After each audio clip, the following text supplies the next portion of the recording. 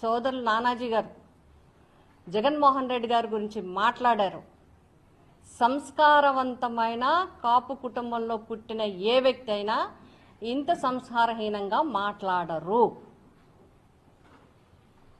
మీరు మాట్లాడినవన్నీ ఎవరినైనా విమర్శించవచ్చు, రాజకీయాల్లోకి వచ్చినప్పుడు ఎవరినైనా మాట్లాడచ్చు, ఎవరి గురించైనా మాట్లాడచ్చు. బట్ దానికి పద్ధతులు ఉంటాయి, దానికి ఒక విధానం ఉంటుంది.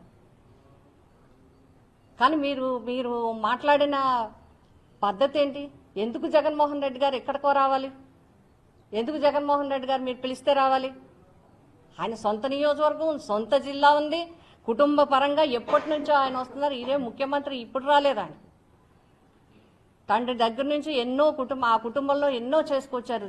రాష్ట్రానికి ఒక్కసారి ఓడిపోయినంత మాత్రాన, ఒక్కసారి అధికారం రానంత మాత్రాన, అది కూడా మీరంతా కూటమిగా వెళ్ళటం వల్ల, మీరు కలిసికట్టుగా వెళ్ళటం వల్ల రకరకాలుగా కారణాలు ఇప్పుడు అందరూ చెప్తున్నారు. మీరు ఈవీఎంల గురించి మాట్లాడిన వాళ్ళకి ఒక్క సమాధానం చెప్పలేరు. ఇప్పుడు కన్నబాబు గారు, రాజశేఖర రాజా గారు చెప్పారు.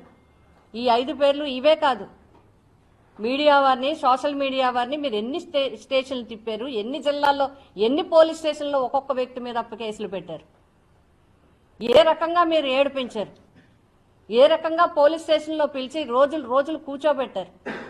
ఎప్పుడైనా మీరు మాట్లాడారా? వీళ్ళెవరికి సమాధానం లేదా? ఇప్పుడు 2 సంవత్సరాలు అయిపోయినాయి, చాలా విషయాలు వచ్చాయి. మహిళల గురించి, అన్నిటి గురించి ఇవ్వాలి. సూపర్ 6 సూపర్ అని మీ మీటింగ్లో చెప్తున్నారు తప్ప ఫెయిల్యూర్ అని ప్రజలు చెప్తున్నారు. సూపర్ 6లో నిరుద్యోగ భృతి ఏమైంది? సూపర్ 6 ఎలా అయింది? మహిళలకు 1500 ఇవ్వలేదు, సూపర్ 6 ఎలా అయింది? ఇవన్నీ అడుగుతారని చెప్పి రకరకాలుగా మీరు చేస్తున్నారు.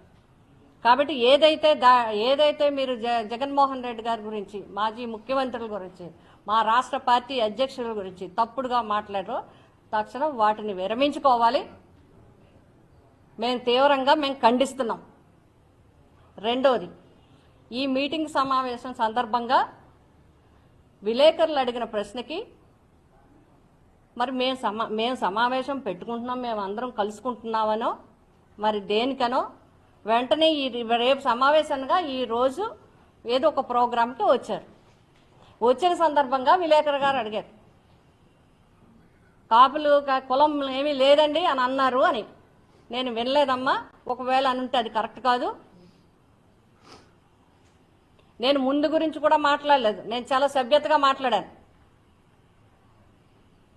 ఆయన పిఠాపురంలో కాపులు ఎక్కువ మంది ఉన్నారు, అందరితో పాటు ఎక్కువ మంది ఉన్నారు, ఇక్కడైతే గెలుపు బాగుంటుందని చెప్పి ఆయన వచ్చారు. అంటే నమ్మి వచ్చారనే నేను చెప్పాను. రెండోది, పిఠాపురం మిమ్మల్ని గౌరవించింది. మిమ్మల్ని గౌరవించినప్పుడు కులం లేదు, మతం లేదు అంటే ఎలాగా? కుల వివక్షత ఉండకూడదు, కానీ ఖచ్చితంగా పుట్టిన కులానికి న్యాయం చేయకపోతే ఆ మనిషి వేస్ట్. ఇంకా నీ తల్లికి నువ్వు న్యాయం చేయకపోతే, నీ కులానికి నువ్వు న్యాయం చెప్తే నువ్వు ఉండి ఎందుకు? అలాని ఇందులో మేమందరం కూడా రాజకీయంగా ఉన్నవాళ్ళు. నానాజీ గారు మీకు తెలీదా? అమ్మమ్మలు నాన్నమ్మలు చేయి పెట్టుకుని కాపు వనభోజనాలకు వచ్చిన వాళ్ళం మనం.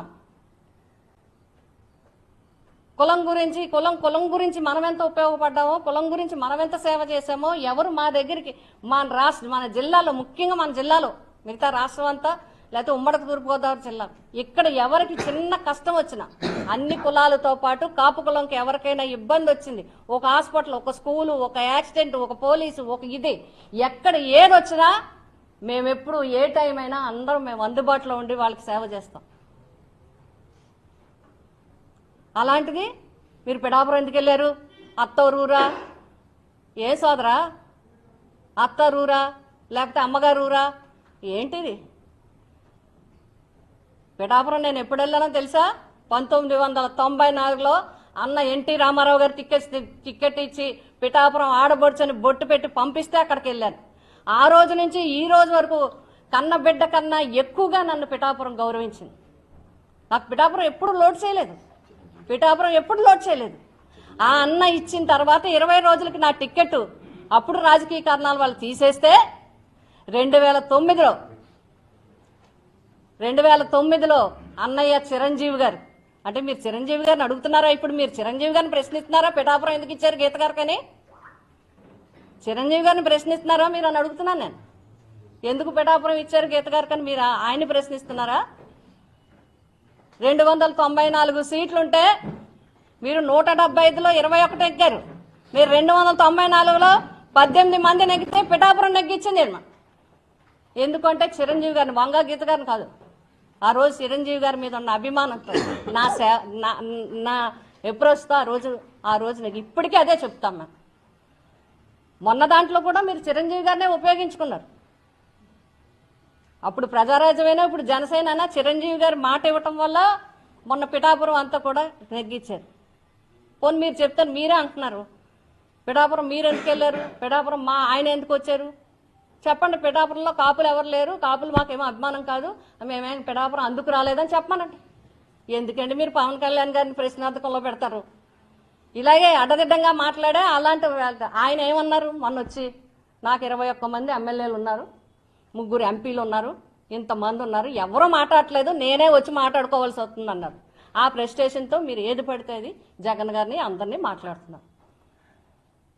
ఎందుకు అంటున్నాను నేను. ఇంకొకటి, మీరు ఏది వంకరగా తీసి మేము మాట్లాడినవన్నీ తీసి వంకర పెడతారా చెప్పండి తానాజీ గారు?